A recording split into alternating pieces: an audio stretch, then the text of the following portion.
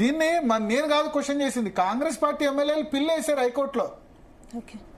Congress party ఎమ్మెల్యేలు public interest litigation వేసి Vamsiram builders అక్రమ నిర్మాణం చేపడుతుంది ఈ మనహట్టన్ అనే ప్రాజెక్టు, చెరువును పూర్తి చేస్తుందని. మరి చిన్న చిన్న వాటినే హైడ్రా కొట్టేస్తుంది కదా, మరి ఎందుకంత ఆ బిల్డర్ పోని ఈ వంశీరామ్ బిల్డర్స్ కడితే గనక ఇంత పెద్ద ప్రాజెక్ట్ చేస్తే గనక ఆపోజిషన్ ఏమైనా ఉద్యమం చేస్తుందా? బీజేపీ వాళ్ళు ఏమైనా మాట్లాడుతున్నారా? బీఆర్ఎస్ వాళ్ళు ఏమైనా మాట్లాడుతున్నారా? అందరికీ వాటాలు ఉన్నాయి, దొంగలు కలిసి ఊళ్ళంతా పంచుకున్నట్టు రాజకీయ పార్టీలు అన్ని కూడా పంచుకుంటున్నాయన్నది ఆరోపణ. ఇది ఆయన సైడ్ వెర్షన్. నాతో కాదు మిగతా జర్నలిస్టులు అసెంబ్లీలో కూడా ఆయన చెప్పారు, అసెంబ్లీలో రేజ్ చేశారు ఆ ప్రాజెక్ట్ గురించి. సో దీని మీద మరి మిగతా రాజకీయ పార్టీలు ఎందుకు మాట్లాడట్లేదు అర్థం కాలేదు. ఇట్లా కొన్ని ఇష్యూస్ ఉంటాయి, ఫిలిం నగర్లో టెంపుల్, కొన్ని విషయాలు ఏంటంటే రాజకీయ పార్టీలకి మామూలు వచ్చాయనుకోండి, డబ్బులు వచ్చాయనుకోండి సైలెంట్గా ఉంటారు, రాలేదనుకోండి డిమాండ్ చేస్తారు. అట్లాగే మెగా గురించి అంతకుముందు కాంగ్రెస్ పార్టీ తిట్టింది మెగాకే అన్ని అని చెప్పి, ఇప్పుడు వీళ్ళు రాగానే వీళ్ళు అదే ఇస్తున్నారు. బీజేపీకి ఎలక్ట్రల్ బాండ్స్ ఇచ్చారు మెగా, బీఆర్ఎస్కి ఇచ్చారు, కాంగ్రెస్కి ఇచ్చారు, అందుకని ఎవరు మాట్లాడు. సో అంతే, ఈ వంశీరామ్ బిల్డర్స్ కూడా ఆయన మాట్లాడారు, దాని తప్పేం లేదు కదా. తప్పు చేస్తున్నప్పుడు క్వశ్చన్ చేస్తే అంటే ప్రతిపక్షమే మాట్లాడేది మనం మాట్లాడదంటే మరి అది తప్పులేదు కదా. రెండవది, కొద్దిమంది కోవట్టులు ఉన్నారు అని కామెంట్ చేశారు చంద్రబాబు నాయుడు కోవట్లు. నేను ఆయన అడిగాను, చంద్రబాబు నాయుడు కోవట్లు ఎవరు మీ దృష్టిలో, మీరు ఎవరిని అన్నారు? రేవంత్ రెడ్డిని అన్నారా లేకపోతే వేరే వాళ్ళని అన్నారా? ఎందుకంటే బీఆర్ఎస్ అంటుంది కదా చంద్రబాబు నాయుడు కోవట్ అంటే. నేను నల్లా కనెక్షన్లు ఈ కనెక్షన్లు బంద్ చేయమని ఎవరు చెప్తా? చంద్రబాబు నాయుడు కోవట్ రేవంత్ రెడ్డి ఎందుకు అవుతారు? కాంట్రాక్ట్ అన్నట్టు ఆ కాంట్రాక్ట్ బనకచెర్ల ప్రాజెక్టు కాంట్రాక్ట్ ఎవరైతే ఇవ్వబోతున్నారో ఆ కాంట్రాక్ట్ కంపెనీ తయారు చేసింది. దీని మీద టీడీపీలో వైసీపీకి వ్యతిరేకంగా పోటీ చేసిన ఏబీ వెంకటేశ్వరరావు కూడా ఇదే రకమైన ఆరోపణ చేశారు, బనకచెర్ల కరెక్ట్ కాదు, ఆ డిజైన్ రూపొందించిందంతా కూడా కాంట్రాక్ట్ సంస్థ అని. సో బనకచెర్లగా అసలు సాధ్యమే కాదు, ముందు చంద్రబాబు నాయుడుకు సంబంధించిన వ్యక్తుల ఏదైతే ఉందో వాళ్ళ కరెంట్ కనెక్షన్ నీళ్ల కనెక్షన్ కట్ చేయాలని చెప్పి ఈయన చేసిన కామెంటు ఆ కాంట్రాక్ట్ గురించట. సో దాని మీద మరి పీసీసీ ఇప్పుడు షోకాజ్ నోటీసు అడుగుతుందా? ఇప్పుడు సోమవారం జరగబోయే క్రమశిక్షణ కమిటీ సమావేశంలో ఈ నోటీసు అవకాశాలు. సరే, ఇప్పుడు నోటీసు మొన్న కొండ మురళికి ఇచ్చారు, నోటీస్ ఇచ్చి ఏదో చేస్తారు, బట్ అల్టిమేట్ గా యాక్షన్ వరకు అయితే వెళ్ళదు. వెళ్తే ఏముంటుంది, అనిరుద్ రెడ్డికి ఇద్దరు ఆప్షన్స్ కదా, సో అక్కడ దాకా వెళ్ళదని నేను అనుకుంటున్నాను. ఇక ఎందుకంటే అనిరుద్ రెడ్డి మిగతా ఎమ్మెల్యేలు సపోర్ట్ ఉంది, మరి 10 మంది ఎమ్మెల్యేలు ఆయన పిలిస్తే వస్తే 10 మంది అసంతృప్తి ఉన్నట్టే కదా.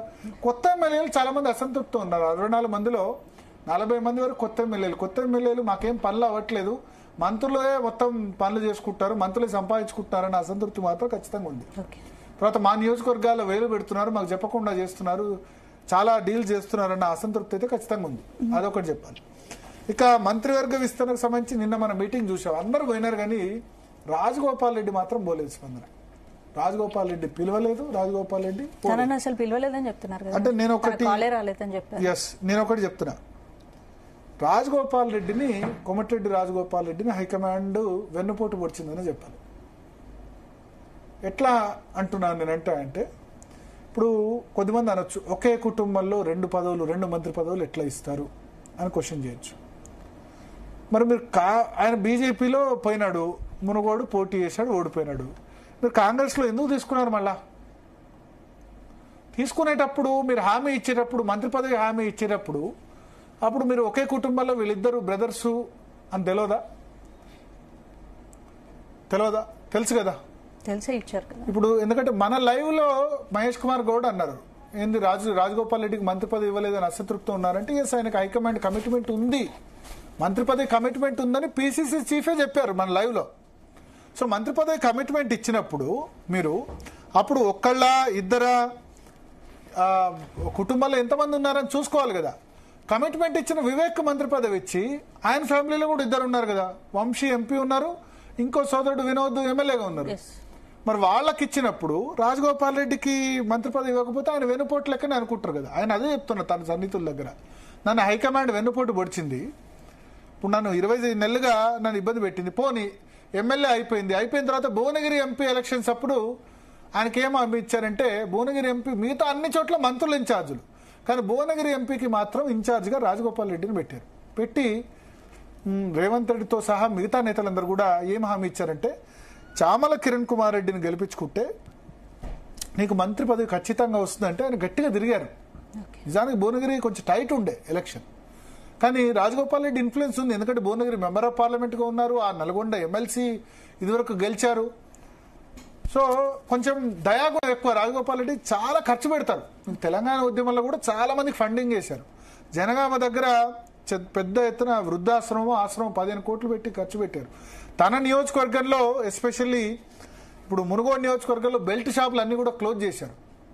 సో పైసలు ఆయనకు అప్పులున్నా సరే సుషి ఇన్ఫ్రా మరి లాభాల్లో ఉందో నష్టాల్లో తెలియదు, కానీ చేతికి ఎముక ఉండదు.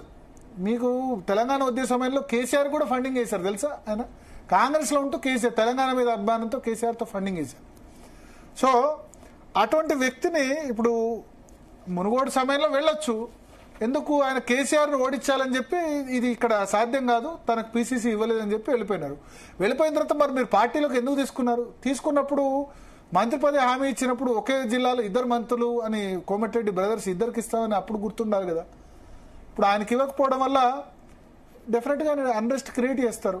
ఆయన ఏమంటారంటే ఉత్తమ్ కుమార్ రెడ్డి, జానారెడ్డి, తర్వాత రేవంత్ రెడ్డి ముగ్గురి రోల్ ఉంది నాకు రాకపోవడం వెనుక. ఎస్సీ వర్గీకరణ ఇష్యూ లేపింది వాళ్లే, తర్వాత ఇంకా మిగతా ఇష్యూస్ కూడా లేపారు వాళ్ళు. ఎస్టీలకు ఇవ్వలేదు, ఎస్సీ వర్గీకరణ ఇవ్వలేదు అని చెప్పి నాకు రాకుండా చేశారని ఆయన అభిప్రాయపడుతున్నారు.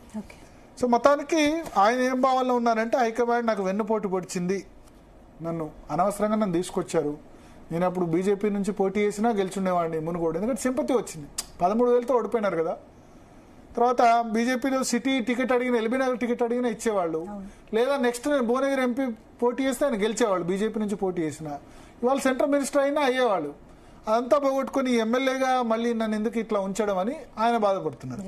సో మల్లికార్జున ఖర్గే నుంచి పిలుపు రాకపోవడం అయితే ఆయన బాధగా ఫీల్ అవుతున్నారు. ఆయన అడ్రస్ చేయకపోతే మాత్రం ఖచ్చితంగా అన్రెస్ట్ క్రియేట్ చేస్తారు. ఇప్పుడు వెయిట్ చేస్తున్నారు టైం గురించి. బట్ సమయం సందర్భం వచ్చినప్పుడు ఆయన చెప్తారు కదా ఆయన సత్తా ఏంటి ఏందన్నది. ఎందుకంటే ఇప్పుడు కోమటిరెడ్డి వెంకటరెడ్డికి ఉండొచ్చు మంత్రి పదవి, బట్ రాజగోపాల్ రెడ్డికి నల్గొండ జిల్లా అంతా కూడా ఫాలోయింగ్ ఉంది. తన ఫాలోవర్స్ తో ఇప్పుడు ఆల్రెడీ ఆయన అసెంబ్లీలో అన్నారు కేసీఆర్ యాదాద్రి టెంపుల్ కట్టించారు, కేసీఆర్ పేరే బాగుందని 2 సందర్భాల్లో వేశారు. సో సమయం చూసి ఆయన బాంబు వేస్తారు. సో ఇటువంటి వాళ్ళని రాజగోపాల్ రెడ్డి లాంటి వాళ్ళని బయట ఉంచడం కంటే లోపల ఉంచుకుంటేనే బెటర్ కాంగ్రెస్ హైకమాండ్.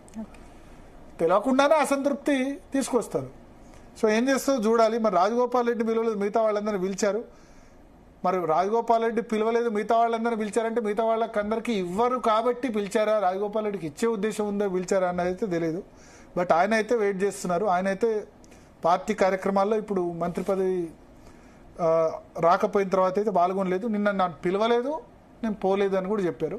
చూద్దాం రాజగోపాల్ రెడ్డి ఎపిసోడ్ ఎక్కడి వరకు వెళ్తుందని. Right thank you Bharat. ఇది వాళ్ళ DNA.